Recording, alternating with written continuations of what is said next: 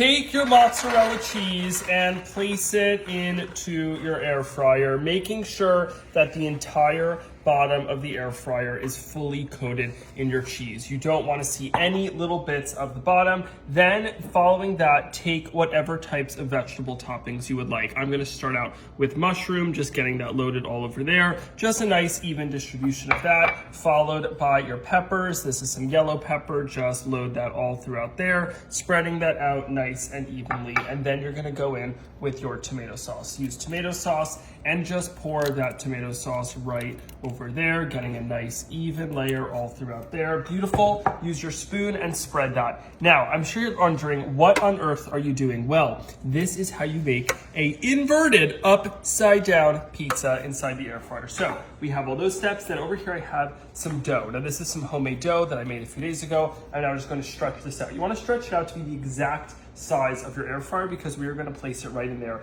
and this is going to be nearest to the heating element. So watch this. You're going to take your dough, give that one last stretch, bam, bam, bam, and look at that. Place it right over here onto those toppings. Now just spread that out. That's going to be your delicious crust. I'm just going to top that with a little bit of our olive oil for some crispiness. Then of course also some salt. Get that nice and salted. And that's all you need. We are now going to take this. This goes straight into the air fryer. Look at that. Say goodbye to the pizza. That is now going to cook upside down right here in our trusty air fryer. And now I'm just going to air fry this. Now it's very important you don't do this at too high of a temperature. So I'm going to do this at just like 325. Perfect. Hit start. Let that bake, and the pizza is going to cook. This one will take probably about 30 minutes. This has been cooking for a while. Ready for it? Shimmy, shimmy out.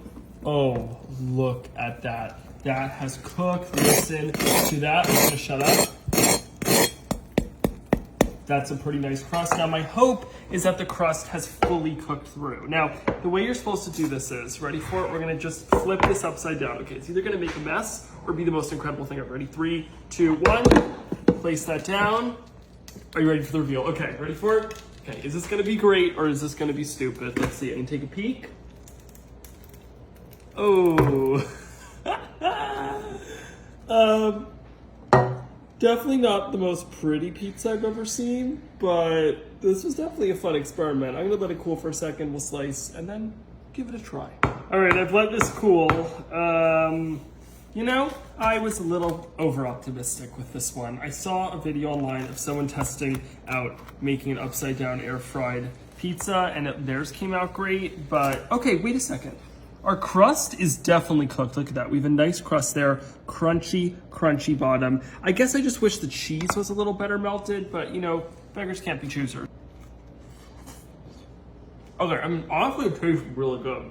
The dough is perfectly cooked, really crunchy on the bottom from that air fry. I do wish the cheese was a little more cooked, but if you want to try something new, switch up your pizza. It's kind of delicious.